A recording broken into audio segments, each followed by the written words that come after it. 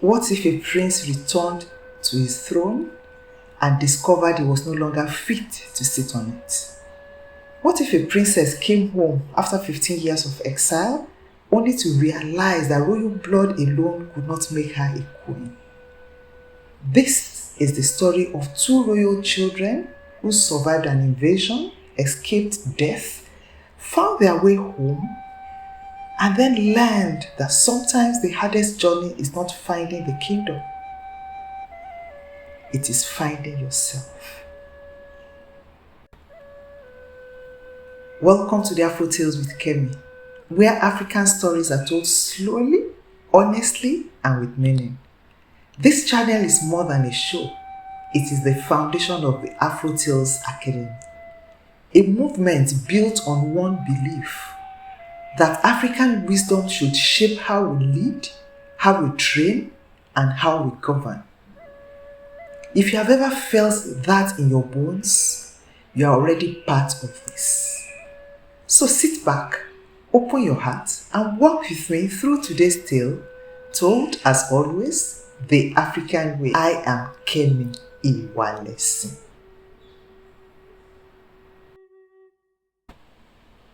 The rain tapped gently against the roof as three grandchildren gathered around their grandmother's chair. They had been arguing all evening. I am the eldest, so they said. When Daddy retires, I should be the one in charge. His sister rolled her eyes. Being firstborn doesn't mean you are the best. The youngest folded his arms. I think whoever owns something can do whatever they want. Their grandmother chuckled softly. The wrinkles around her eyes deepened as she looked at each child. Then she said, "Ha! That reminds me of the story of the lost prince and princess." Immediately the children became quiet. "You see," she continued, "there was once a kingdom where the heirs returned home but could not recognize themselves. And so, she began. Long ago, there was a prosperous kingdom called Abeni. Its rivers sparkled like silver. Its farms stretched farther than the eye could see. Its king was wise. Its queen was beloved. And they had two children, Prince Adewale, Princess Morenike, the future of the kingdom. But peace is often envied. One terrible day, enemy warriors attacked. The kingdom burned. People fled. Families were separated. In the chaos, the young prince and princess vanished. The king believed they had died. The queen mourned them for years. But unknown to everyone, two palace servants had rescued the children. Risking their lives, they carried them through forests, rivers, and dangerous lands. And eventually, they disappeared into a distant country where nobody knew who they were. The servants loved the children as their own, but they were servants, so they taught what they knew. The prince learned how to plant yam, how to repair roofs, how to carry water. The princess learned how to trade in markets, how to cook, how to survive hardship. Years passed. The children grew into strong young adults, honest, hardworking, resilient. But there was one problem. They knew nothing about being royal, nothing about leadership, nothing about diplomacy, nothing about governing people. The throne had disappeared from their memories. Survival had become their identity.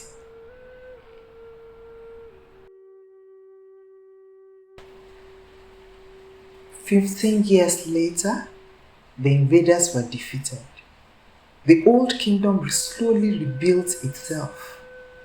The journey home took several days. As the palace walls appeared on the horizon, neither Adewale nor Morenike spoke. The kingdom they had heard about all their lives was finally before them. Yet it felt strangely unfamiliar. Villagers abandoned their farms and lined the roads. Drums echoed from village to village. Messengers ran ahead carrying unbelievable news. The lost heirs have returned. By the time they reached the palace gates, thousands had gathered. Then the crowd suddenly fell silent. An old king stepped forward. His beard had turned white. His shoulders were no longer as broad as they once were.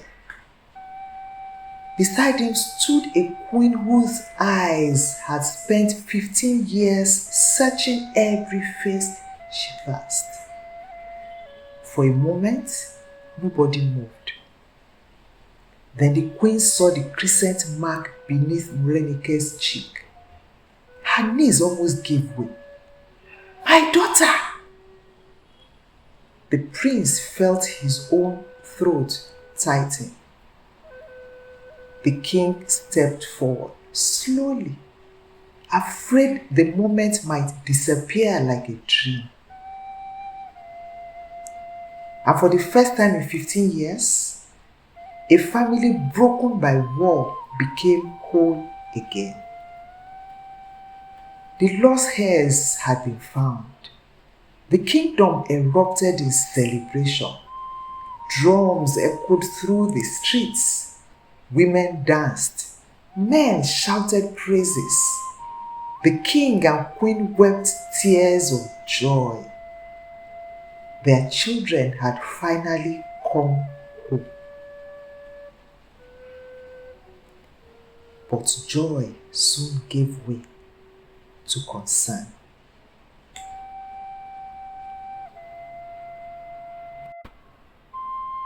But joy could not hide the truth. The prince did not know how to greet the chiefs. The princess did not understand palace customs.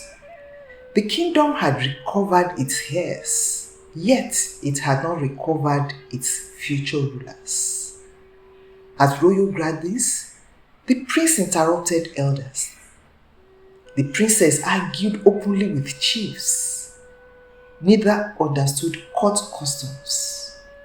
Neither understood leadership. Neither understood the responsibilities attached to power. The people began whispering, "Can they truly rule us?" The king was troubled. The queen was worried. Then the oldest woman in the kingdom stepped forward.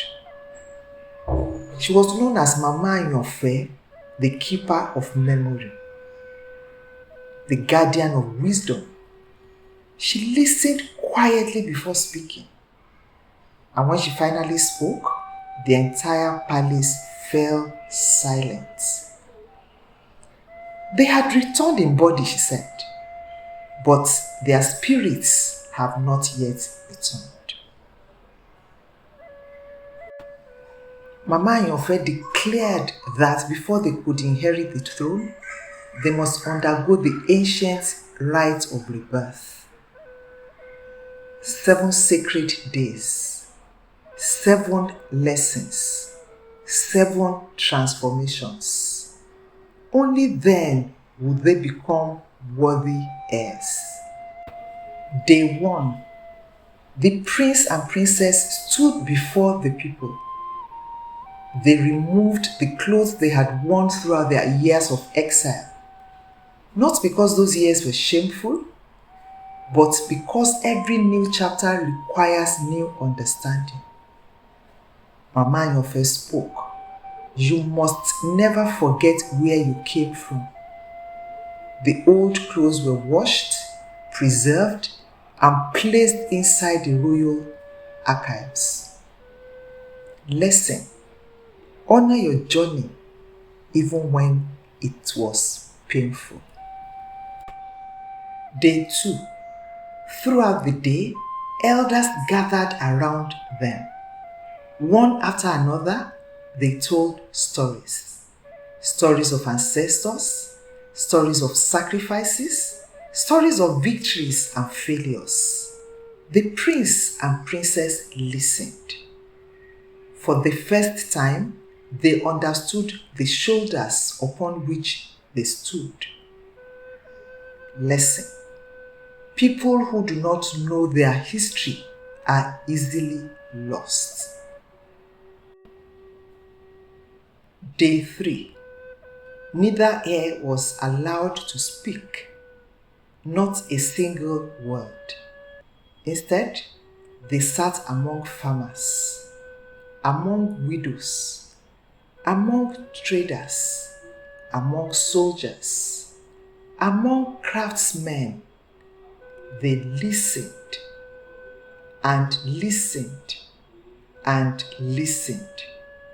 By sunset, they understood more about their kingdom than they had learned in 15 years. Lesson: a leader's first duty is not speaking, it is listening. Day 4. Each ear carried baskets filled with sand. They walked through farms, through villages, through markets. They felt the weight ordinary people carried every day. Their shoulders ached, their backs hurt. For the first time, leadership became personal.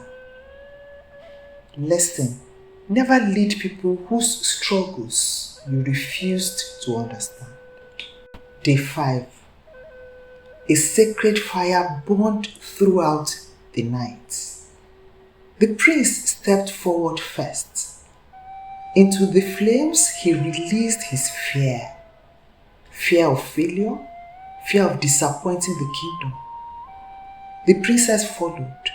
She released her fear of rejection, fear of inadequacy, fear of not belonging. The fire consumed every excuse. Lesson: growth begins where fear loses its control. Day 6. Mama Nyofe brought forth an ancient bronze mirror. She placed it before the prince. Who are you? I am the son of the king. She shook her head. She turned to the princess. Who are you? I am heir to the throne. Again, she shook her head. After a long silence, understanding finally dawned. Together they answered, we are servants of the kingdom. Mama Nyofe smiled. Lesson: the best leaders do not ask, who will serve me? They ask, who can I serve? Day 7. The crowning. On the final day, the people gathered. Not the nobles, not the chiefs. The people: farmers, teachers, soldiers, mothers, children, widows, artisans. One by one, they blessed the prince and princess. Only after receiving the blessing of those they would lead were the crowns placed upon their heads. That day, the kingdom did not crown heirs, it crowned leaders. The grandmother looked at her grandchildren. For a moment, nobody spoke. Then she leaned forward and said, "Children, never think that position makes someone great. A title can be given in a day. A uniform can be worn in a minute. A crown can be placed on a head in seconds. But character?" She paused. "Character must be built." The children sat quietly. Then the grandmother smiled. The prince and princess were not transformed by the crowns they wore. They were transformed by the lessons they learned.